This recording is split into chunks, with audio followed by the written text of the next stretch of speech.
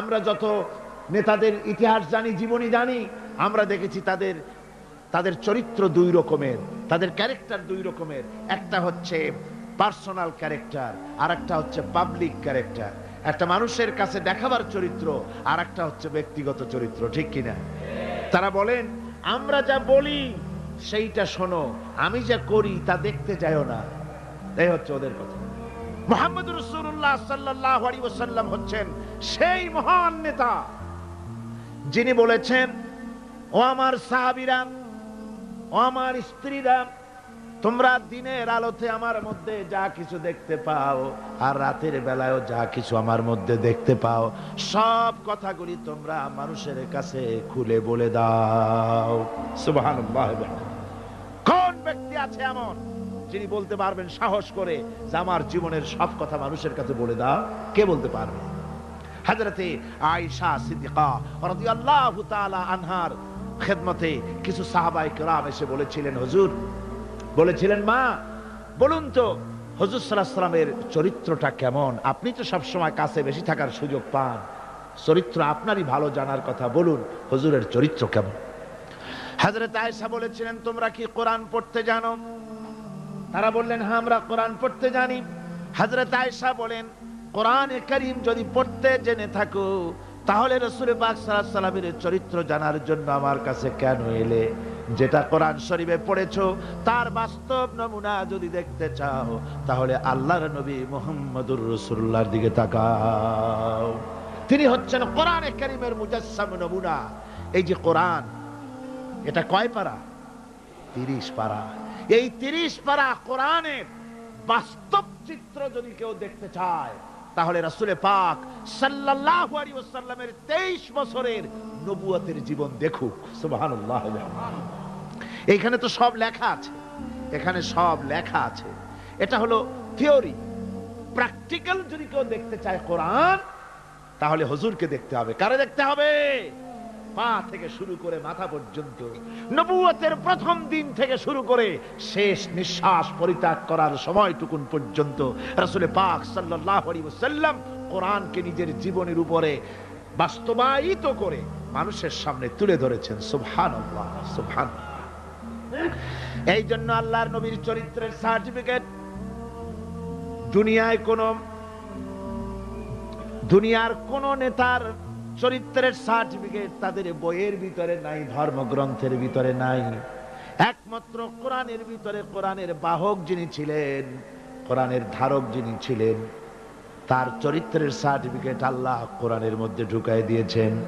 রব্বুল আলামিন বলেন, ওয়া ইন্নাকা লাআলা খুলুকিন আযীম। নবী হে, আপনি হচ্ছেন পূত পবিত্র চরিত্রের উপরে প্রতিষ্ঠিত। সুবহানাল্লাহ। আপনি চরিত্রের উপরে প্রতিষ্ঠিত। রাসূল পাক চরিত্রের মূল ব্যক্তিত্ব ছিলেন। লেখাপড়া জানতেন না হুজুর কি লেখাপড়া জানতেন?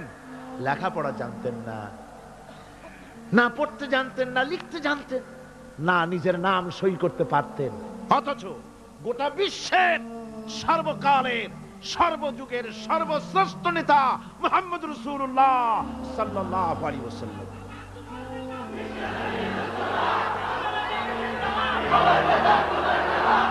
কেমন করে নেতা হলেন? সমস্ত মানুষের জন্য তিনি নেতা হলেন। কোন কলেজে ভার্সিটিতে পড়াশোনা না করে। কিভাবে? হুজুর নিজে বলেছেন, ইন্নামা বুইসতু মুআল্লিমান, আমি পৃথিবীতে প্রেরিত হয়েছি শিক্ষক হিসেবে। জোরে কোন তো কি হিসেবে? শিক্ষক হিসেবে। কোন কলেজে পড়েন নাই। হুজুর কি কোন কলেজ থেকে গ্রাজুয়েশন ডিগ্রি নিয়েছিলেন নাকি? মাস্টার্স, কামেল পাস করেছেন? সুবহানাল্লাহ। নবীদেরকে আল্লাহ রাব্বুল আলামিন কোথাও লেখাপড়া করান না। তার কারণ, নবীরা যদি লেখাপড়া করতে যান, তাহলে যার কাছে শিখবেন তিনি তো তার উস্তাদ হবেন, তিনি হবেন তার মুরব্বী। আর যিনি শিক্ষা দিবেন তার জ্ঞান তো সীমাবদ্ধ জ্ঞানের মানুষের কাছে তিনি শিখবেনটা কি? এই জন্য নবীদের শিক্ষক পৃথিবীর কোনো মানুষ নয়, নবীদের শিক্ষক স্বয়ং আল্লাহ সুবহানাহু ওয়া তাআলা। আল্লাহ নিজে শিখাইছেন। আমার ভাইয়েরা, রাসূল পাক সাল্লাল্লাহু আলাইহি ওয়াসাল্লামের চরিত্র এত বড় চরিত্রবান ব্যক্তিত্ব আল্লাহর আকাশের নিচে জমিনের উপরে আর কেউ হতে পারে না। আমরা তার চরিত্রের সার্টিফিকেট সর্বপ্রথম আমরা নিলাম। আমরা রাসূলের চরিত্র দেখতে পেলাম। রাসূলের স্ত্রী হযরতে খাদিজাতুল কুবরা রাদিয়াল্লাহু তাআলা আনহা, তিনি রাসূলের চরিত্রের সার্টিফিকেট দিতেছেন। বলেন, পুরুষের চরিত্রের সার্টিফিকেট সবচাইতে অথেন্টিক কারটা? স্ত্রী। স্ত্রী যে সার্টিফাই করে ওইটা হলো সবচাইতে মূল্যবান। আপনি পারেন বিদেশে গিয়া খুব বেশি জামা কাপড় গায়ে দিয়ে তারপরে বলতে পারেন যে আমি একেবারে কুতুবে জামান, ইমামুল জিন্নি ওয়াল ইনস, একটা বহুত কিছু আমি বলতে পারেন, কিন্তু আপনি কুতুবে জামান না শয়তানের খালাতো ভাই, এটা বউ জানে সবচাইতে বেশি। কে জানে সবচাইতে বেশি? বউ। স্ত্রী জানে সবচাইতে বেশি। রাসূলুল্লাহর সার্টিফিকেট স্ত্রী দিচ্ছে। সুবহানাল্লাহ। দেখুন, হুজুর যখন নবুয়ত পেলেন এবং হযরত খাদিজার কাছে পেশ করলেন, লম্বা ঘটনায় যাব না। রাসূলুল্লাহ যখন নবুয়তের কথা পেশ করলেন হযরত খাদিজার কাছে, উম্মুল মুমিনিন হযরতে খাদিজাতুল কুবরা রাদিয়াল্লাহু তাআলা আনহা এক সেকেন্ডও দেরি করেন নাই, এক মুহূর্ত দেরি করেন নাই। আমরা জানি একটা স্ত্রী তার স্বামীর জন্য জান দিতে পারে, মাল দিতে পারে, ভালোবাসা জীবনে যা আছে সব উজাড় করে দিতে পারে, কিন্তু স্ত্রী কখনো স্বামীর উপরে ঈমান আনতে পারে না। পারে নাকি? টেস্ট করেন। আজকে গভীর রাত্রে ঘুম ভাঙিয়া বউকে জাগান, এই মাত্র স্বপ্নে দেখলাম এক ফেরেশতা বলে গেল আমি নাকি পীর, তো তুমি সর্বপ্রথম আমার কাছে মুরিদ হও। বউ বলবে যে এই দান্দাবাজি আমার কাছে কইটো না, অন্য কোথাও পথ দেখো। ঠিক না? স্ত্রী জান দিয়ে দিতে পারে স্বামীর জন্য, ঈমান আনতে পারে না। আল্লাহর নবী যখন নবুয়তের কথা হযরতে খাদিজার কাছে পেশ করলেন, হযরতে খাদিজা এক মুহূর্ত দেরি করেন নাই, এক সেকেন্ডও চিন্তা করেন নাই, সঙ্গে সঙ্গে মা খাদিজা পড়েছেন লা ইলাহা ইল্লাল্লাহু মুহাম্মাদুর রাসূলুল্লাহ। জোরে সোরে পড়েন লা ইলাহা, না না ওইটা লা ইলাহা, জোরে পড়েন লা ইলাহা।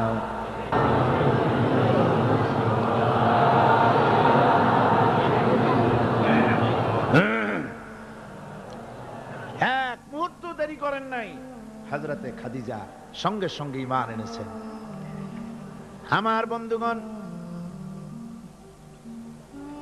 স্ত্রীর সার্টিফিকেট সবচাইতে বড়, তারপরে লোকটির চরিত্র কেমন, সুন্দর সার্টিফিকেট দিতে পারে স্ত্রীর পরে তার খাদেম, তার বাড়িতে যে চাকর থাকে, যেহেতু চাকর বাড়ির ড্রয়িং রুম থেকে রান্নাঘর পর্যন্ত যাতায়াত করে, লোকটি কেমন তা ভালো করে সে জানে।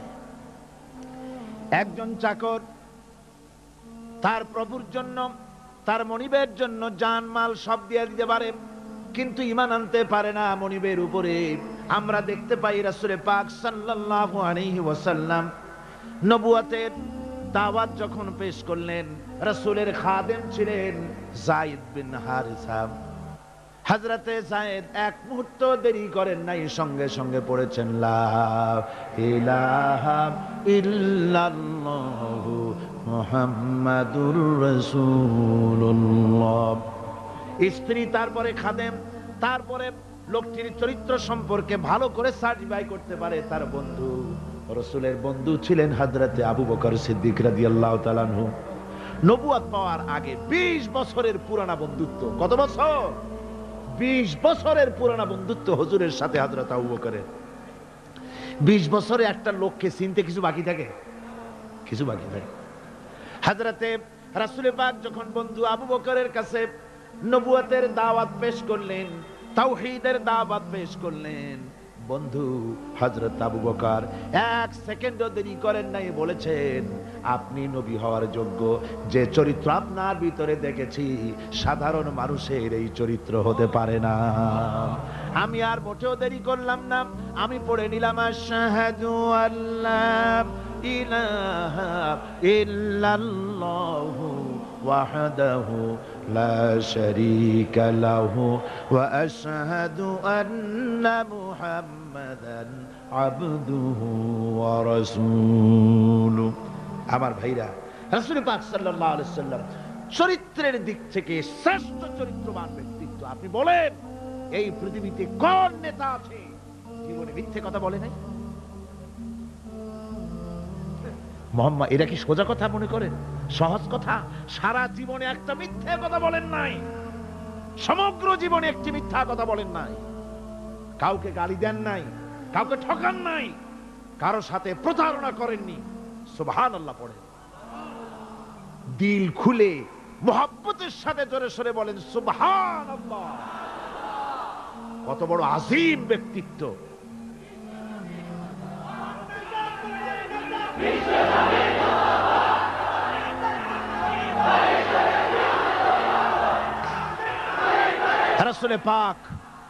রাসূলে পাক সাল্লাল্লাহু আলাইহি ওয়াসাল্লাম সমগ্র বিশ্বের নেতা, ইমামুল মুত্তাকিন, ইমামুল মুরসালিন, সমগ্র পৃথিবীর মানুষের নেতা, জেনেদের নেতা, সবার নেতা। তাই তোমার নেতা আমার নেতা কে? জোরে বলেন, তোমার নেতা আমার নেতা কে?